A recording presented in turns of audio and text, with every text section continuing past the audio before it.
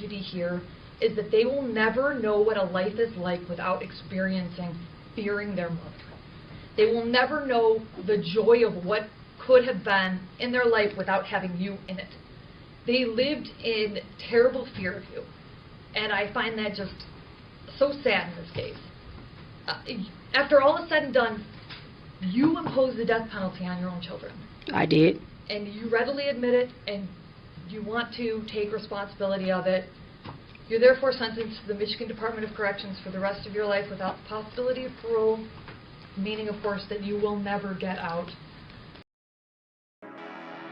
Mitchelle Angela Blair was born on May 10, 1979, in Detroit, Michigan. She was raised on the rough and dangerous east side of the city. Her mother was poor and struggled to keep food on the table, and she didn't know her father. During her childhood, Mitchelle said that she was abused by her mother and her mother's many boyfriends for years. And, according to Mitchelle, the abuse she suffered mentally scarred her for the rest of her life. Her hardships continued into her teenage years. She dropped out of high school in the 10th grade after she became pregnant with her first child, Gabrielle. According to her family, as an adult, Mitchelle couldn't stay employed, so she had trouble supporting herself and her kids. During the early 2000s, Mitchelle had 3 kids, Gabrielle, Stoney, and Stephen. During that time, Michelle's aunt, a child services employee, described Mitchelle as being very strict with her children. Child services were called to Michelle's home on September 18, 2002, and again on February 21, 2005, on abuse and malnourishment claims. All that is public is that those claims were substantiated, and Mitchelle was forced to take counseling services. Unfortunately for those kids, Mitchelle successfully completed counseling and kept her parental rights. In response, Mitchelle took her kids out of school. The following year, in 2006, Mitchelle gave birth to her 4th and final child, Matthew. Neither of her children's fathers was in their child's lives. Stephen Barry, the father of Michelle's 2 boys Matthew and Stephen, was arrested shortly after their birth. Alexander Dorsey, the father of the 2 girls, Stoney and Gabrielle, also left them early in their childhood. In early 2012, Mitchelle began to believe that her youngest son, Matthew, 6 years old at the time, was being abused by his older brother, Stephen, who was 9 years old. She contacted the Detroit Police Department and claimed that she has a friend, who has a child, who is being abused by an older child, and she wanted to know what the consequences would be. Mitchelle was told that all the children would have to be removed from the home. Mitchelle hung up. By early 2015, Mitchelle was 35 years old, still unemployed, and barely scraping by.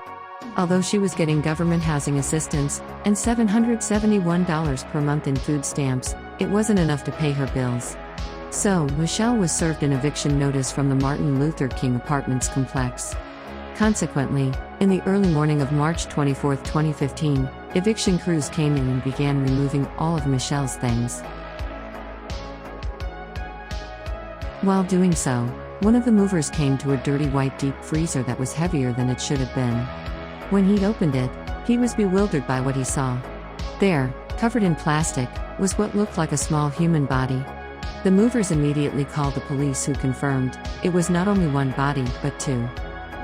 The coroner received the bodies at 12:49 p.m. on March 24, 2015. He was forced to let the bodies defrost for almost 3 days before he could examine them. He found that the body found at the bottom of the deep freezer was a male child, and the body stacked on top was a female child.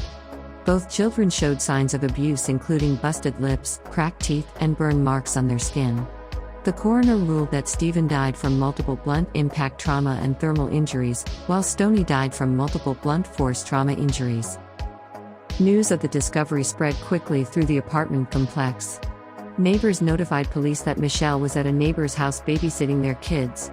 When police arrived, Gabrielle and Matthew were with her, but they couldn't account for Stephen and Stoney. After very little questioning, Mitchelle admitted to the murders of her children by saying, "They're both dead, and I did it." Then, the 35-year-old was arrested and charged with murder. She was held on a $1 million bond. The community was shaken by the news of the deaths of those poor children. More than 100 people came to the crime scene to give their condolences. The surviving children were inspected and interviewed. 8-year-old Matthew was found to have at least 25 scars on his body, caused by what was believed to be an extension cord. 17-year-old Gabrielle was also found to have several similar lesions on her body. They told the police the story of the horrors that happened in their apartment.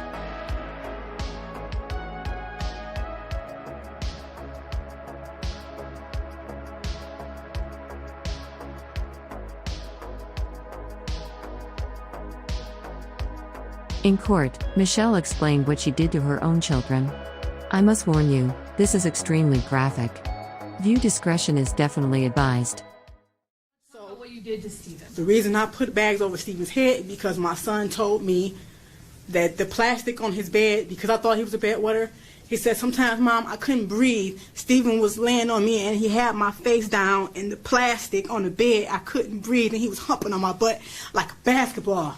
That's when I got a garbage bag and started putting it over Stephen's head. And I started asking him, "Bitch, you know what I'm saying? You see what this feel like? You can't breathe? You stopping my..." That's my son. You could not breathe on top of getting raped. You was 6 years old at the time. You get what I'm saying? So I put a bag over his head. He lost consciousness. I did that a couple times. He told me that would be face down. He had stuff around his neck. So I grabbed Stephen, I grabbed a belt, and I put a belt around his neck, and I lifted him up like, "Do you like how this feels, being choked with a belt?" So I dropped him. I held him up until he lost consciousness as well. You were intending to... No, I did not intend to kill Stephen. No, I'm not... Listen to my question. You were intending to inflict serious physical harm, but not kill him. Definitely. Okay. Did you also punch him? Yes, I did. Multiple also kick times. him? Yes, I did. Okay. You talked about choking him. Did you also burn him? Yes, I did. Okay, how did you do that? Hot water, scalding hot water. In our bathroom, the hot water gets extremely hot. So, his private area, I stood him in the bathtub naked. You my son with your, you know? So yes, I threw hot water in his genital area multiple times. Multiple times. Every time Stephen peed in my son's eyes. He put his in his ears, his nose. He peed. Even told me one time, "Mom," and in my eyes it was gooey, but it wasn't pee. And right then it was like, I didn't even know a 9-year-old could ejaculate. You get what I'm saying? So not only did you do that, you did it in my son's eyes. So my son had to go through all of this shit. So yes, I threw hot water on him repeatedly. Did that make him burn? Yes, it did. His skin came off. Did you also make him drink Windex? Yes, I did, because told me in the middle of the night he had took him in the basement and he made him drink the blue stuff from under the sink. And I'm like, what blue stuff? So I walked downstairs. He showed me what I said. "You made drink Windex." And then I went back to like years before, and I'm like, is this what was wrong with him? I thought he had the stomach flu, where you vomit and have diarrhea. You get what? At the same time, at that time, this is what was going around. A lot of people had it, so this is what I thought had. He didn't. Stephen made him drink Windex. So yes, I made that boy drink Windex. Okay, I'm just trying to clarify the record. Blair, what did you do to Stoney Blair that makes you guilty of premeditated murder? She raped my son. I intentionally killed her. How did you do that? Starting from the beginning, when I found out about what Stoney was doing, it was 9 months later after finding out about Stephen. So for the whole 9 months we were in the house, she was still raping my child. I did not know that.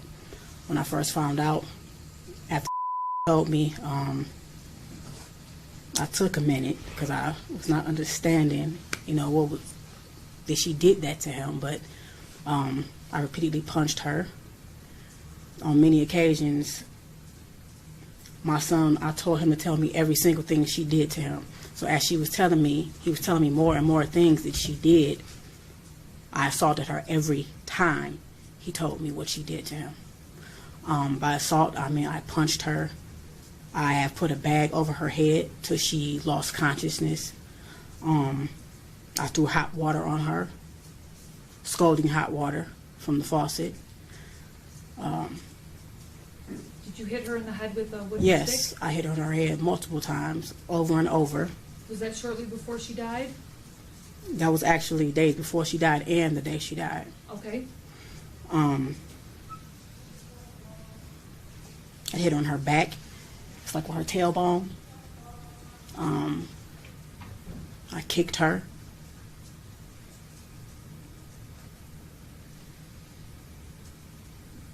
Okay, I just want to clarify a few things. And perhaps you don't know, but did this happen on or about May 25th, 2014? To the best of your May recollection? 25th is actually the day she died. Well, the day I killed her. And you said you killed her by putting a grocery bag over her head? Yes, that day would tell me different things because she was doing this to him for years, and I did not know that. You get what I'm saying? And I didn't find out till 9 months later. She had started with Steven. She ruined my son, okay? She started with Steven before he even started. So, yes, I put a bag over her head, but it got worse that day. Yes, I did. It got worse that day because he would tell me how she would take her pad, her menstrual pad, and squeeze her blood out in his mouth, okay? And it was over with after that. It was over with. You meant to kill her? I definitely meant to kill her. Okay. It wasn't an accident? No, not at all. Okay. If I had a chance to do it again, I would. When you went and got the grocery bag and suffocated her, that was your intent? Yes. Okay. She was standing in the bathtub. I was throwing hot water on her. My son was standing to my right outside the bathroom door, and he was telling me everything he was telling me. I looked at her, and I'm like, "You did this?" And she was like, "Yes." So I actually had a stick, and I was hitting her in the head.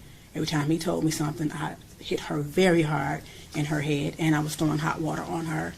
And when I actually took her out of the bathroom, I took her back in her room, and I just kept staring at her, and I said, excuse my language, to him, just like, you know, I'm constantly asking her. She kept saying, "I hate him." And I'm like, "You hate him?" You know? And she admitted to me that she hated Steven. She hated everybody. And I'm asking her why. She says, "Everybody always think so cute." And I'm like, "So you brother," because you get what I'm saying. So I meant to. I definitely meant to. And I do not feel any remorse for what I did to Stoney. Michelle was sentenced to 2 life terms without the possibility of parole. She was locked away at the Women's Huron Valley Correctional Facility in Ypsilanti, Michigan in July of 2015. Since being there, Michelle has continued her defiance.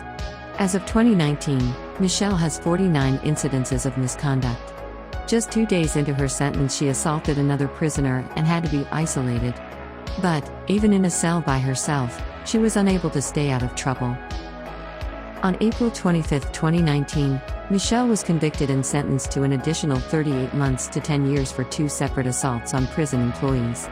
On May 28, 2018, while being escorted to the showers, Michelle yelled obscenities at another inmate. When an officer tried to intervene, she kicked him in the stomach, groin, and forearm.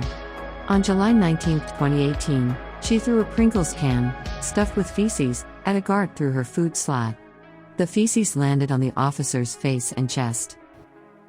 Anything that you'd like to tell me before I impose sentence, Ms. Blair? Just the same thing I've been saying. If the officers wouldn't provoke me, it wouldn't happen. The parental rights for all the parents involved were rightly terminated. As of 2017, Gabrielle, then 19, had graduated high school and was planning to go to college, while Matthew, then 10, had been adopted and was happily living out the rest of his childhood under a different name. According to the Wayne County Circuit Judge Edward Joseph, they both definitely exceeded expectations. Both children overcame the majority of the setbacks they encountered in the case.